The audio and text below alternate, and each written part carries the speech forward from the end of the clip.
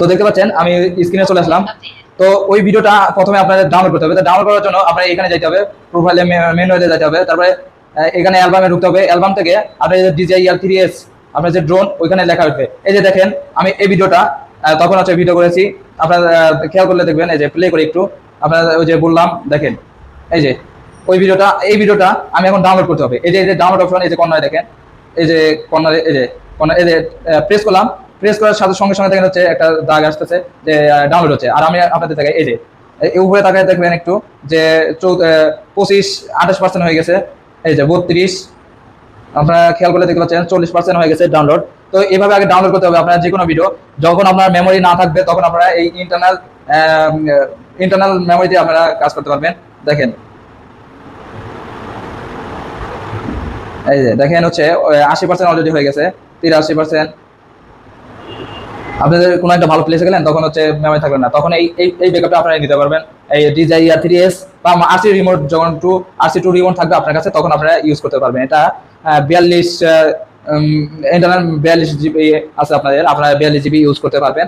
তো এটা ডাউনলোড হওয়ার পরে আপনাদের এখানে দেখতেছেন যে সেভ হচ্ছে, সেভ টু অ্যালবাম। তো সেভ হওয়ার পরে আপনাদের দেখাবো যে কিভাবে আপনারা কপি করবেন। আপনারা সেভ হোক, তারপর আপনাদেরকে দেখাচ্ছি স্টেপ বাই স্টেপ।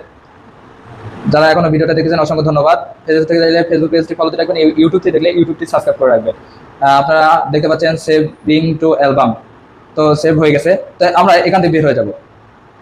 বের হওয়ার পরে আমরা আমাদের বাসায় যে এইচডি কার্ড ছিল, এই যে এইচডি কার্ড, এই আপনারা সবসময় ভালো এইচডি কার্ড ইউজ করার জন্য চেষ্টা করবেন। সানডেক্সের এটাকে আমি ইনস্টল করতে হবে আগে ড্রোনের ভিতরে। তো সরি হচ্ছে রিমোটের মধ্যে। তো ইনস্টল করতেছি আমি। ইনস্টল হয়ে গেল, এই যে সিগন্যাল ইনস্টল হয়ে গেছে। তো এবার আমরা ইনস্টল হয়ে গেছে, এবার আমরা যাবো হচ্ছে প্রোফাইল। কপি করার জন্য যাবো হচ্ছে প্রোফাইলে। এই প্রোফাইলে আসার পরে আপনারা দেখবেন হচ্ছে সেটিংস।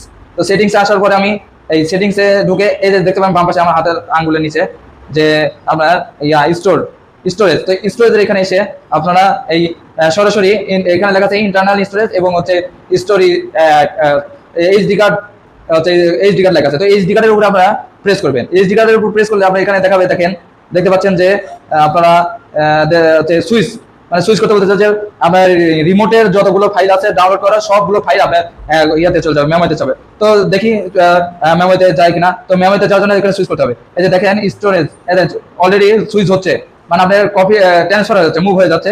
আপনার রিমোটের যে স্টোরেজ ছিল ওইখান থেকে ওই ভিডিওগুলো আপনার হচ্ছে এই জায়গাটা চলে যাচ্ছে। দেখেন চলে যাচ্ছে, চলে গেলে এখানে ব্লু চিহ্ন হবে, এই যে ব্লুটি করে গেছে, দেখেন ওকে, মানে আপনাদের ফাইল ওকে। তো এইভাবে আপনারা আপনাদের হচ্ছে ভিডিওগুলো আপনারা অবশ্যই হচ্ছে কপি করে নিতে পারেন, ট্রান্সফার